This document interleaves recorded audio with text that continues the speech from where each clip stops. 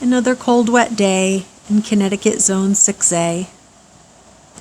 Grateful that our gardening chores are indoors. Hello, and welcome to our channel. Before we get started planting our choy, I wanted to take a few moments and hopefully alleviate any intimidation factor that you might have regarding growing hydroponically. Growing hydroponically is fun. It's easy. It's easier than growing in soil.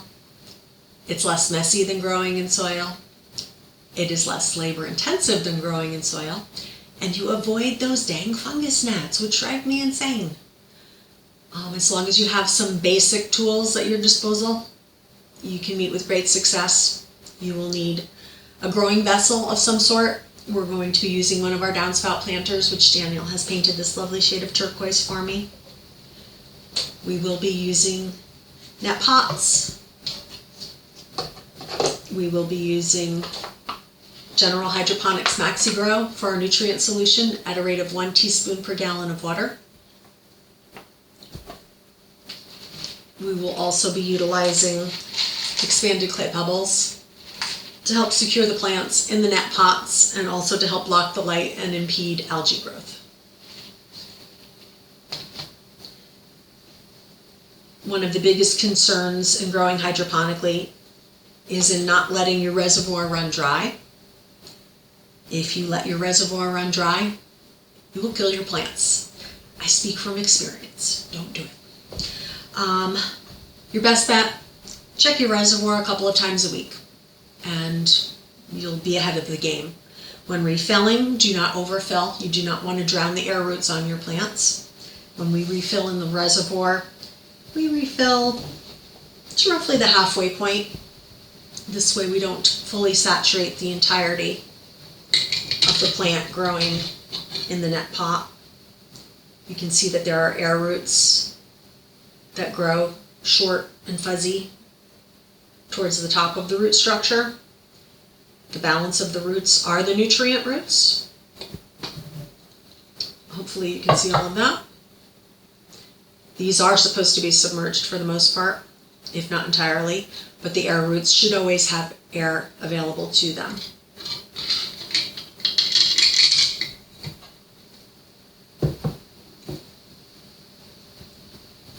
That being said, I hope we've alleviated your fears. You will also need some sort of lighting, whether it be a sunny south-facing window. We don't have a sunny south-facing window, so we rely on supplemental lighting. For our greens, we started with inexpensive LED shop lights from a big box store. They worked well. They worked great. We met with great success utilizing those. We've since moved up to Sansi grow lights. We watched for the best pricing across all 3 venues on which they sell, Amazon, eBay, and their own website. The prices are not consistent for any one product on any one venue, so we recommend that you just keep your eyes out and shop for the best value. You can even make an offer on eBay. We've only done it twice. They've accepted our offers. It's worked well for us. So, yeah. We're going to pull you in closer so you can watch as we upplant and see how quick and easy the process actually is. And let's get started. And now we're ready to get the bok choy established in their growing vessel. We will need 1 net pot for each choy.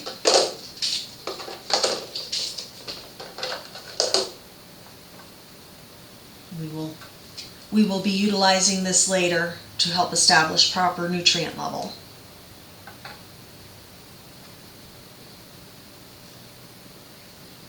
The horticubes are pre-scored and you can gently take them apart.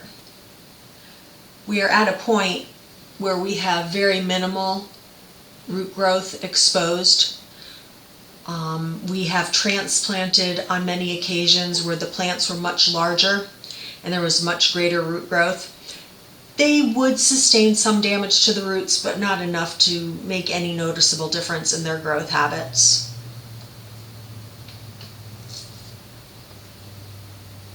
We continue to separate each cube with each plant And a couple of these cubes have 2 plants coming out. We'll let them continue to grow that way for now. At some point we will probably thin them out.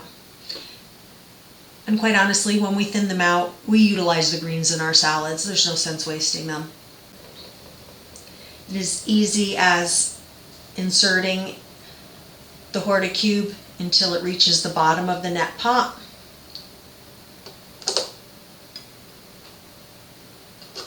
We will do this with all 6 of our plants, all 6 of our cubes.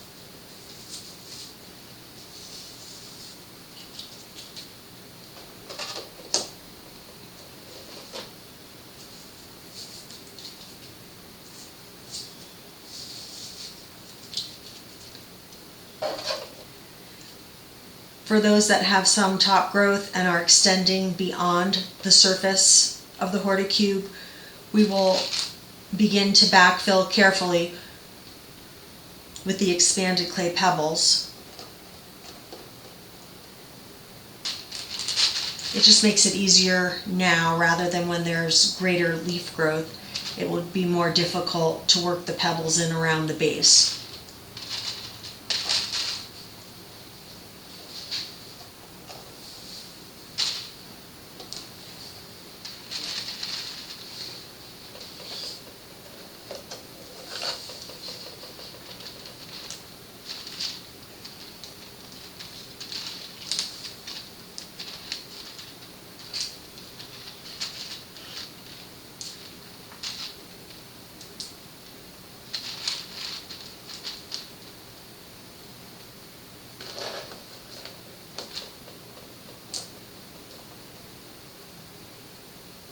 Now we will relocate the downspout planter to its permanent growing location, and we will fill it with a nutrient solution.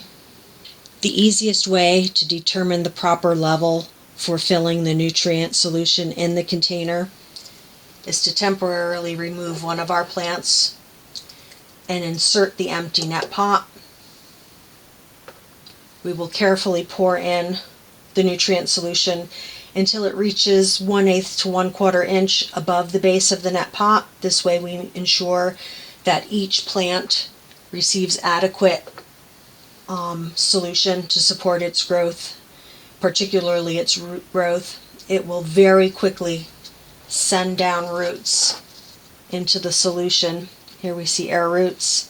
This one hasn't yet established its nutrient roots. Here we see nutrient roots. These particular plants, the larger choys, we were very late in transplanting. They were much larger when we moved them up to this vessel. They would have been better off to have been transplanted sooner into their downspout. They would have taken off in their growth much more rapidly, and we would have been harvesting much sooner. Not sooner than this point in time, but sooner as far as overall growth time.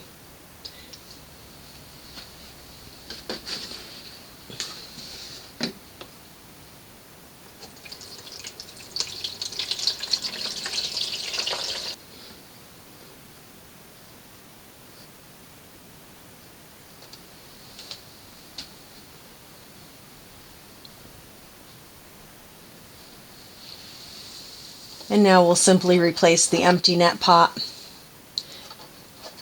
with the bok choy containing net pot. And we're pretty well set. This is our Sansi 60 watt grow light. It has a very unique form. And I'll inset a few pictures so that you can get a better viewing angle of it.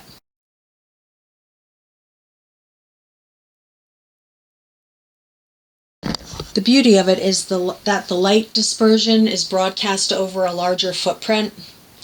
It has less intensity, less focused intensity than many other grow lights, which actually suits the growing of greens very well. They do not need the same intensity of lighting that tomatoes, cucumbers, peppers, and many other plants require.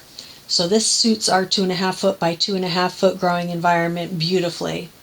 As you can see, our broccoli rabe plants are absolutely gorgeous, and they're just over a month old. These leaves are truly stellar. I believe I see the start of the floret stalks coming up. Hopefully we'll be feasting on those in the not too distant future. We have more starts of the broccoli rabe that we will be upplanting and getting under these lights as well. As you can see, it really is a quick and easy process. Nothing to be intimidated by. We'll keep you posted as to the progress. We wish you well. Thank you for joining us. Please like, comment, and subscribe. Bye-bye.